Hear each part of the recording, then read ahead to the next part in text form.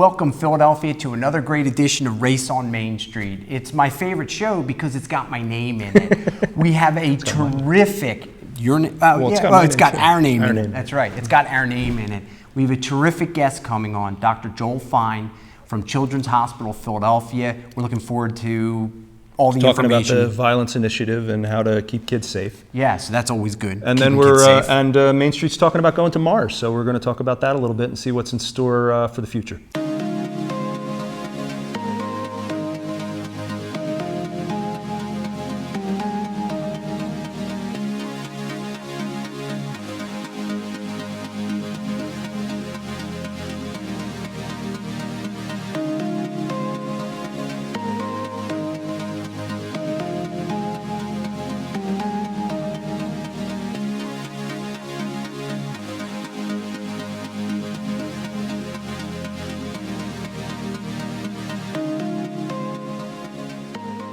Good morning, Philadelphia, and all the new suburbs that are joining us in and around the city. Welcome to this edition of Race on Main Street. Thanks for joining us. Before we get started, I just want to send out a thank you to all the kind folks at Everything But Water in Ardmore. Stu and I just moved into a new office, and they've been very helpful in sort of like giving us the lay of the land. So thanks to all the folks out there. We really appreciate your help. We have a great show for you today. So if you're a parent, a grandparent, a teacher, around kids on any level, I would say grab a chair, have a seat for the next 30 minutes. We have Dr. Joel Fein on, who's going to talk about some very, very significant pediatric issues. And we're going to get to Joel in just a few minutes. So I'd like to introduce, as always, my co-host and my brother and my business partner, and growing up, my terrible babysitter, Stuart. Again with the sliding board thing. Hey, look, if the shoe fits, you got to wear it. You dropped me off a sliding board. Well, you know, I appreciate that at least we're not talking about the weather. So. The weather is still good in Philadelphia, so hopefully it'll continue. So what's going on Main Street? This week, Main Street is talking about going to Mars. Okay. They've talked about Mars for quite some time. Yeah, now they're actually really making some inroads to get there. You know, the guy that some people have heard of or not heard of, I think he's got kind of a funny name. Right. His name's Elon Musk. Yep. And Elon Musk is a billionaire. Yep. Whose fortune, it's slipping my mind right now how he created his fortune, but he's a very wealthy guy. Yep. And he has started a company called SpaceX. And the concept of SpaceX is nothing more, its base mission is to get the human race to Mars. Okay. So obviously there are steps that need to be taken prior to that, but we're here. Well, you know, Mr. Musk indicated that he expects that we will have a working colony on Mars by the time he is 50 years old. He is currently 44. No, it's not happening. He's a much smarter man than I am. But anyway, this company, SpaceX, they figured out a way, because he's a real smart guy, they build their rockets at a fraction of the cost of what governments build their rockets at. That's always the case. That's always the case. Now, they have launched spacecraft into orbit. They're the only private entity, other than a major government, that has done this and returned it safely, because anybody can get the right. I've that's launched the easy rockets. Part. I go to the hobby store, get a rocket, no back. problem. Right, so they've crashing down. They've gotten back. All right, good. They actually have a contract now where they are resupplying the International Space Station. So they're the entity that does that. And starting in the spring, they expect that they will be ferrying astronauts back and forth. So interesting. My question is, and I don't know the answer to this, how long, if we launched a rocket right now, would it take to get to Mars? It's an excellent question. It would take 18 months. Okay, so it's not going to take 6 years. No. Right, okay. It would take 18 months to get to Mars, but the big thing has always been that you can't get back. Right. Because you can't carry enough fuel. So you have to figure out a way to make the fuel when you're there, or you have to stay. Right. Okay. Now, the thing is that his attitude, and I think this really spoke to me. He says, we have to back up the biosphere. You back up your computer, right? Right. Well, we have to back up the biosphere. We need to back up Earth.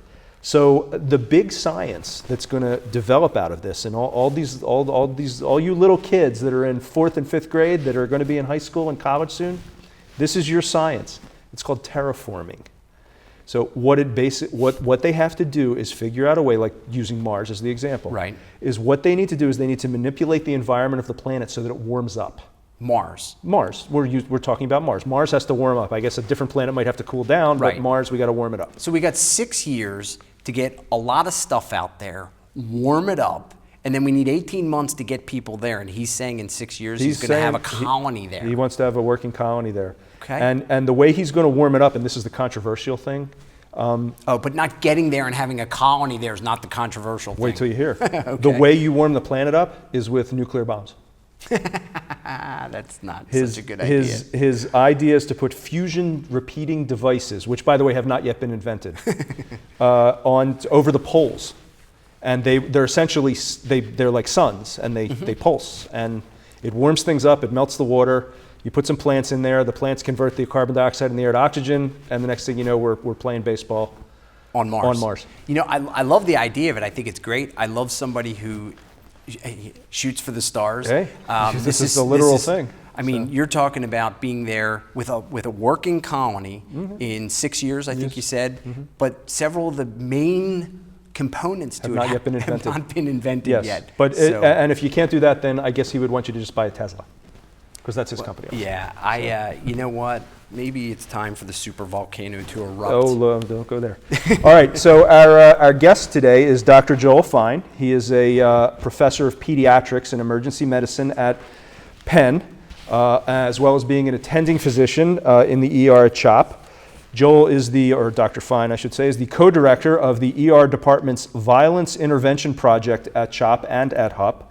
He is the co-director of the National Network of Hospital-Based Violence Intervention Programs, and Director of Outreach for the Center for Pediatric Traumatic Stress. And lastly, this guy, he's got all the time in the world. He's a board member for the Society for Advancement of Violence and Injury Research. So welcome to the show, Dr. Joel Fein. Thank you. Yeah, thanks for being here. So give us pleasure. We appreciate it. I mean, just in hearing what Stuart had to say, I mean, this is pretty significant, pretty important stuff.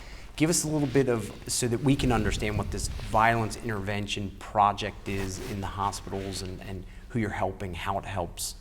Give us the background. Sure. The actual larger initiative that Children's Hospital Philadelphia is funding is the Violence Prevention Initiative. And it is made up of a number of programs, one of which is the Violence Intervention Project or program.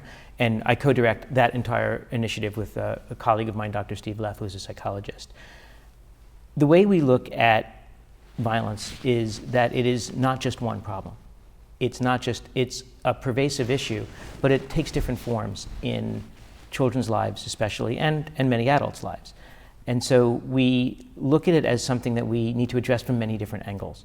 And the way that the World Health Organization looks at these kind of problems in the health perspective is they think of what has to be done on a universal basis. What does everybody need? And then what has to be done for a targeted group of people who have maybe a risk factor or two. And then what needs to be done for a very small number of kids in particular who have already experienced and or are on a really hard track with violence and in their lives. So we've built an initiative that kind of addresses all three levels, so to speak, of those of the World Health Organization. And the first level is bullying. I mean, almost all kids in school have either experienced or know someone who've experienced bullying. And that, we feel, the work itself needs to be done in the schools and for all the kids that are in that school, because it's not just bullies and victims that one needs to work with, but it's actually the bystanders that are going to move the needle on the bullying. And everybody is a bystander. You know, it's funny that, I remember once when my children were in elementary school, and I had a very good relationship with their principal at the elementary school. And I once asked her the question, and she said, and this is a woman who had been a teacher for 30 years and a principal for 12 and so on and so forth. And she said that every problem we have in the elementary school can be reduced to bullying. So it seems to me that would be the starting place. You know, it's interesting because you can even put it at the adult level, because there's bullying there, and there are environments in which people work in schools where they have the administration is seen as a bully, right? Or even businesses and other organizations. So there's kind of like this organizational toxic nature that trickles down to the kids. And so in a sense, when you're working with a school, we try and work with the entire school. So when you say the bystanders, you're not talking about the kids on the playground, you're also talking about the staff and administration. We're talking about everyone. Okay. Everyone has to understand what it means to try and diffuse and to create an environment that is not conducive to bullying, that takes the power effectively away from bullies and also understands that they're bullying for a reason and gets to we'll talk a little bit about what concerns we have about kids who are just perpetrators, so to speak. We don't use that term in the health model because Sure. the perpetrator today is a victim tomorrow and vice versa. And when I see kids in the emergency department, I don't think of them as one or the other. I think of them as an involved person who got into a fight or got beaten up. And because I'm seeing them, they're by definition a victim, right? Because I'm stitching them up. Right. Yeah, of course. So that's the first level at which we think everybody needs. And we have 2 or 3 different programs that address bullying in the actual schools. And one of them is a very interesting partnership with an Israeli technology company that I can talk to you about. This, just to contextualize everything else, the second level are kids who are exposed to violence in their homes. And they're already targeted in the sense that not every kid is experiencing that. But when they are, they're becoming a setup for further violence in their lives. And we'll talk a little bit about the brain science around that and how it's a health issue because it's a brain and body issue, not just a social issue. And for domestic violence, we have promoting domestic violence screening in pediatrics, which is not universally done in most pediatric settings because the person you're screening is not your patient. If you think about it, when you go to the doctor or your spouse goes to the doctor, we get screened for this kind of thing, but they are responsible for us. We're not responsible for these parents per se and their health, although one would say that pediatricians really are responsible for the entire family. They're not signed up to be our patient. And so it becomes a little bit more complex when we talk about it in the pediatric setting. So let me jump in, and I know I'm getting a little bit off track to start with, but that's a very interesting component to it. You know, you talk about what you just said, like how do you go about handling that? That seems like a pretty tall order when you're there to help a child. Now all of a sudden you're taking on, I'm going to use the word burden, I want to be careful with that, but the burden of the household in order to protect the child's health. Like how do you, it seems like almost like an impossible mountain to climb. I think the first thing one has to do is understand that what's going on in the house is directly related to that child's health and their future health. And so as my good friend Ken Ginsberg says, we're not just raising children, we're raising adults. And because what's going to go on in that household, we know from studies that are called the ACEs studies, or ACE studies from the 1980s and 90s, will directly affect not just the emotional and psychological health of that child, but literally the physical health, the cancer, diabetes, heart disease, stroke, emphysema. And they have found that these children who experience adverse events in their lives at a young age have, if you look back on people's lives, those who are less healthy as adults have experienced those issues in childhood. And it's so we're trying to build violence as a health issue, not as a social issue. Makes and sense. That's important. So tell us the third level. So the third level is the kids who've been assaulted, who come into my emergency department, and we used to just do what's called treat and street. You know, sew them up, send them out, we don't have anything for you, and it's gonna happen again, because up to 40% of the time it will happen again, and the next time may be a gunshot or something that will actually end their life. And we know that's a huge problem in everywhere, not just Philadelphia, but many other cities around the country.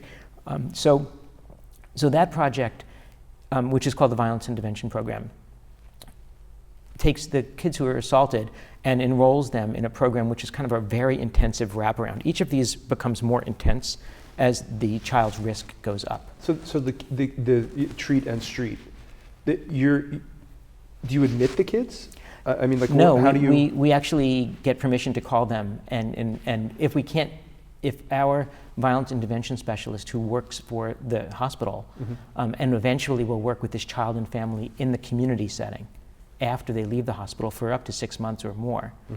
If they can't see them in the ER or on the trauma unit, then we will actually call them, and for as many as we can, as many kids as we can, we will hook them up with this violence intervention specialist. We have 2 full-time people and a couple of other people that are kind of helpers in that regard, and really work them towards a trajectory that's away from what we hope not be the trajectory if we didn't get involved. And so everything from retaliation, those issues of retaliation are immediate, and they usually happen within the first 4 weeks of an injury, that another injury will occur, whether it's that kid or to another kid.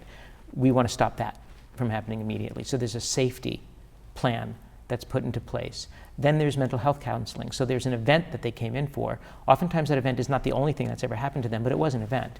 And they become traumatized from that event. We've had kids who cannot get out of their house because they're so scared. That's actually one of my questions. Tell us about pediatric traumatic stress. Like, what does it look like? Well, it can look like many things, but oftentimes for anyone, not just pediatric traumatic stress, it's hypervigilance, it's re-experiencing, it's avoidance of, and certainly if you've gone to a place where you happen to be involved and or just in the wrong place of selling drugs, you're going to avoid that place in the future. That's not a bad coping skill, but it's avoidance of going out of the house and going to school. That's already pathological to the point where you would want to work with someone to try and get them. And there are programs in the city of Philadelphia and elsewhere, and we're very fortunate to have programs where kids can enroll in a 6 or 7 sessions program that is designed to reduce the traumatic stress that they're experiencing and help them get through the immediate issues so that they can go on and live a little bit more normal life. One of our goals is to help all those kids who come into our emergency department assaulted get what they need as an outpatient. So it's kind of navigating. And that's actually one of my big questions with it, is that you have a child that comes in and you fix them up physically, and then they head back out, hopefully into a program like this.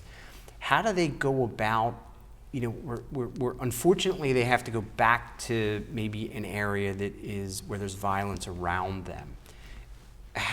What are some of the things that go on that allow them to sort of empower themselves in order to be able to stay safe and not come back to the emergency room, or not pick up a brick and retaliate like you had mentioned because they're angry as to what happened? Like how do they go about sort of them going back to maybe somewhat of a culture of violence and sort of sidestepping that? I mean, it's incredible is what it sounds like. That's part of the goal, right? That is the goal, and it is not easy. I bet. Because the environment itself, we have had situations where we've actually moved or helped a family move. Wow. Because they could not be on the block that they were. Really? But that's not that common, but it's what they needed, and it did happen. But if they're still living in the same place and they are experiencing violence exposure on a daily basis, it's really a matter of how to reduce the impact of that on their mental health. And so we do run groups for our kids that are what we call trauma-informed groups. It's helping kids understand their own feelings, understand when they're being triggered to retaliate or hurt someone else, or even hurt themselves. I don't like to use the word in touch because it seems a little jargony, but to understand really the science. It's very easy to teach to people of the brain science behind trauma. That intrigues me. I grew up at a time when I took my freshman psychology class and they told me, nature versus nurture. I mean, there's a biochemistry to violence? There's a neurobiology to violence? There's a neurobiology to violence, and is a smaller topic, and adversity as a larger. Violence is part of the context of adversity. And so we now understand that, I used to be nature versus nurture also when I was in college. Even down to the level of how the brain functions in terms of your epinephrine system. So what we call the axis, the hypothalamic pituitary axis that actually creates the fight or flight response. In people who've been traumatized, they have an abnormal fight or flight response, and it can be activated abnormally, either too much or too little, but usually too much is a problem, right? And then there's the endocrine system of steroids that get produced when you have a stressful event. You want those steroids when you're having a stressful event because they actually reduce inflammation. But you can get high levels of steroids and that don't go down in patients that have been traumatized. So they're kind of not able to respond to an event, but they also sit there with high levels of cortisol, and they're constantly jumpy, and they can't be taught in school. Right. They can't learn, they can't function, they can't be socially appropriate with their peers because they're sitting at this heightened state. And it's very important to kind of work with them to mold that state with a caring adult in their lives so that they don't go through their life like that. And there are ways to help them cope with that, or help them reduce that, or help them become better, or is it always there and they just have to learn to sort of deal with it? Or is it something that can be like almost like I have a headache, I take an aspirin, the headache goes away? See, that's what I'm doing. They have these higher levels of something. Is there something that can be done to reduce those levels, or do they just, or is it, or Is do you somebody just have to working on make the them pill? aware of it? That's my No, question. Someone working No, on the that's pill? my question, Yeah. because if you think about it, You're I always mean, looking for investments. Well, no, I'm just saying that you have people have anxiety, they took Prozac. Right. You know, Right. it stopped being a talking cure, it there- started being a drug. So I'd when say are we the going to answer give is kids it drugs? depends. It depends how on the child and how severe they are and what their environment is like and what they need. There are some kids that get helped by some medication effect that will help them sleep, for example, because sleep disturbance is a huge part of this. But it's not the cure for this. It's not the be-all, end-all. And there are therapies. And again, we have this psychiatrist, Steve Berkowitz, who I work with in the city of Philadelphia, and he's designed that 6-session program that helps kids even before they develop post-traumatic stress disorder. And then there are programs like trauma-focused cognitive behavioral therapy, which is exactly what you're talking about, learning how to recognize it and handle it in your own mind, in your own body, because mind and body are together, right? Sure. And that is a little bit of a longer therapy, but it's for people that have already developed post-traumatic stress. So at each stage, there are definitely therapies that can help. It takes a family to work on it with you. It's not easy to do it alone. If you don't have a family, you need at least one or more caring adults in your life, because that's the key to healing. The other thing that there are many programs in the country that are like that violence intervention program. We have Healing Hurt People in Philadelphia, which is through Drexel, and they're expanding to other hospitals.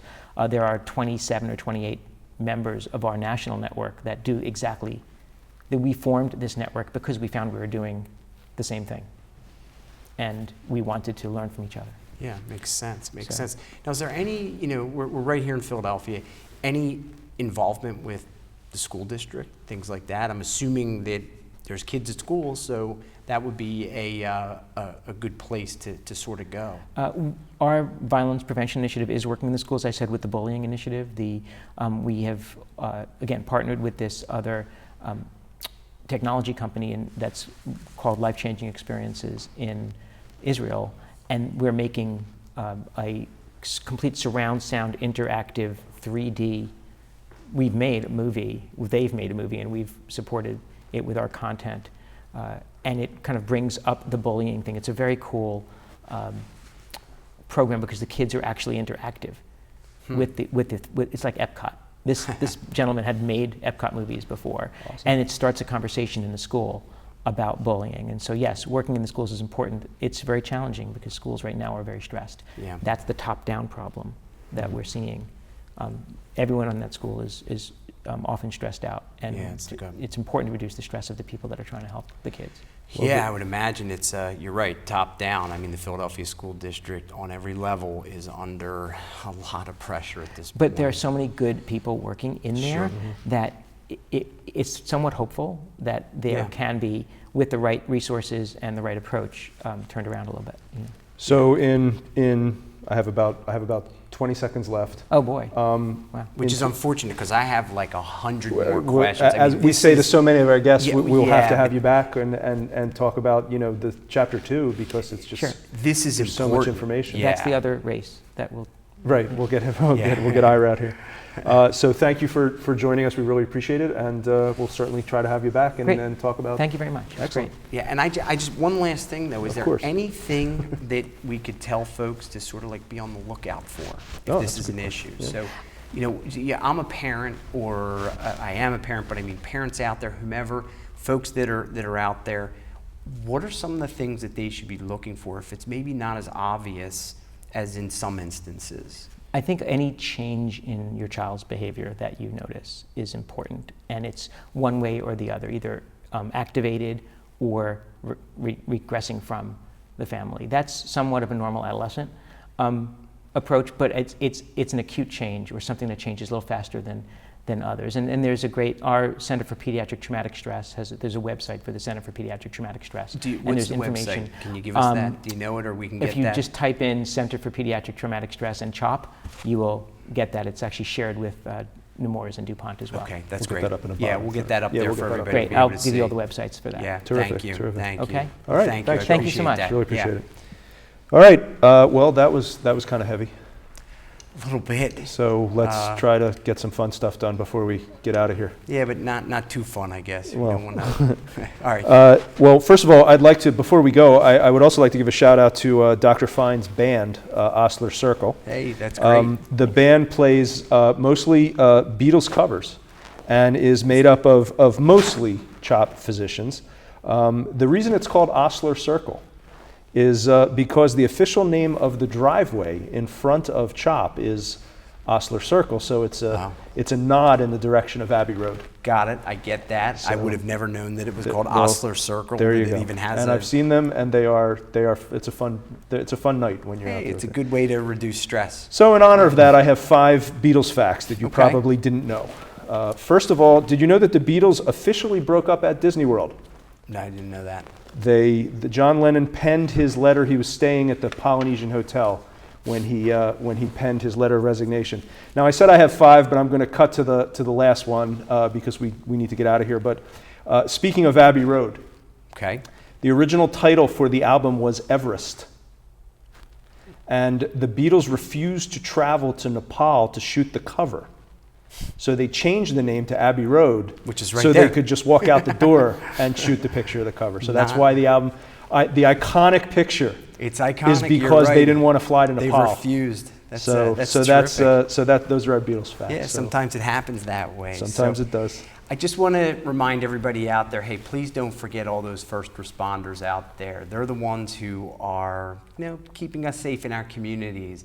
And I'd like to give a very special thank you to the Ardmore Animal Hospital. We talk about community interest.